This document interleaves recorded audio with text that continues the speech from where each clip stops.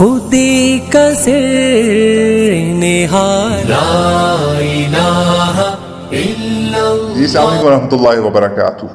اپنی اسکرین پر آپ ایک تھمب نیل ملاحظہ کر رہے ہیں، خلیفہ راشد سیدنا معاویہ۔ یہ تھمب نیل بنایا ابو یحییٰ ٹیم کی طرف سے اور انہوں نے ویڈیو اپلوڈ کی، اور یہ ویڈیو کا کچھ حصہ ہم ابھی آپ کو دکھائیں گے، اور ان کی جہالت کو آج ہم آپ کو ایکسپوز کر کے دکھائیں گے کہ ایک طرف یہ خود کیا کہہ رہے ہیں اور دوسری طرف یہ خود ان کا استاد کیا کہہ رہا ہے۔ تو آئیے پہلے ان کی جہالت سنیے، پھر ہم احادیث سے اور ان کے اپنے منہ سے ان کے استاد سے ان کو جوتیاں پڑھواتے ہوئے آپ کو دکھائیں گے۔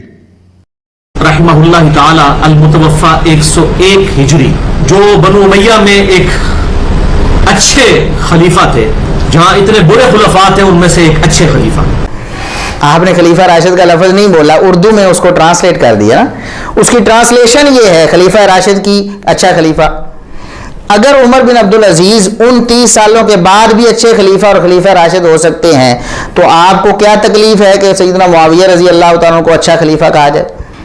یعنی گویا کہ سیدنا معاویہ کی بڑی بیعت ہے، اور آپ بہت فہیم سمجھدار اور حکمت والے بادشاہ تھے نا سیدنا معاویہ رضی اللہ عنہ۔ ظاہر ہے کہ جتنے بھی سیدنا معاویہ رضی اللہ تعالیٰ عنہ کے پاس، یعنی گویا کہ سیدنا معاویہ کی بڑی بیعت ہے، اور آپ بہت فہیم سمجھدار اور حکمت والے بادشاہ تھے نا سیدنا معاویہ رضی اللہ عنہ۔ ظاہر ہے کہ جتنے بھی سیدنا معاویہ رضی اللہ تعالیٰ عنہ کے پاس۔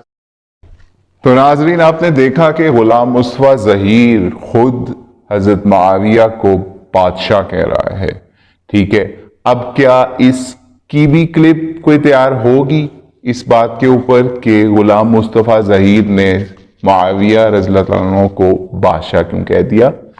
کیا اس نے بھی ان کو خلیفہ راشد کہا؟ غلام مصطفیٰ ظہیر نے بالکل نہیں کہا، کیونکہ غلام مصطفیٰ ظہیر کو پتا ہے کہ اس کے سلف و خلف نے کبھی امیر معاویہ کو خلیفہ راشد نہیں کہا، اس کو کبھی بھی اچھا خلیفہ نہیں کہا، اس لیے اس نے بادشاہت کا رستہ اختیار کیا۔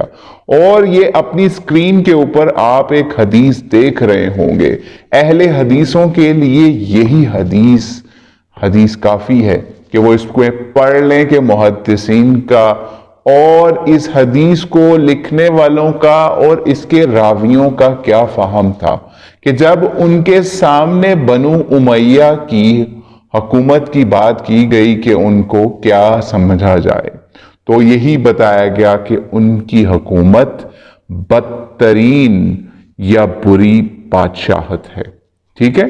تو یہ ہمارے سامنے آ گیا، اور حضرت عمر بن عبدالعزیز کو خلیفہ راشد یا اچھا خلیفہ ہمارے علماء کی اکثریت اہل سنت والجماعت کی کیوں کہتی ہے؟ یہاں تک کہ اہل حدیثوں میں سے بھی بہت ساری کثرت علماء کی ان کو خلیفہ راشد اس وجہ سے کہتی ہے کہ انہوں نے وہ دور یاد کروا دیا جو عمر اور ابو بکر کا تھا، ٹھیک ہے۔ عمر ثانی اسی لیے انہیں کہا جاتا ہے کہ انہوں نے خلیفہ راشد عمر بن خطاب کی یاد تازہ کر دی۔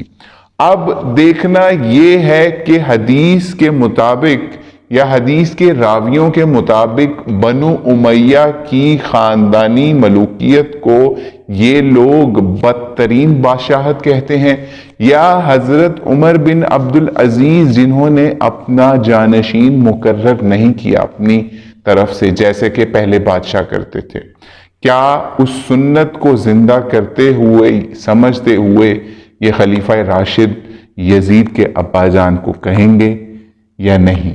یہ ان کے اوپر اب قرض ہے کہ ان کو خلیفہ راشد کہیں، یا اپنی اس بات سے غلام مصطفیٰ ظہیر کی طرح پھر کر ان کو بادشاہ کا ٹائٹل دے کر جو مرضی ان کو عدل و انصاف اور پتہ نہیں کیا کیا نام دینے کے اوپر قادر ہو جائیں۔ السلام علیکم ورحمۃ اللہ وبرکاتہ۔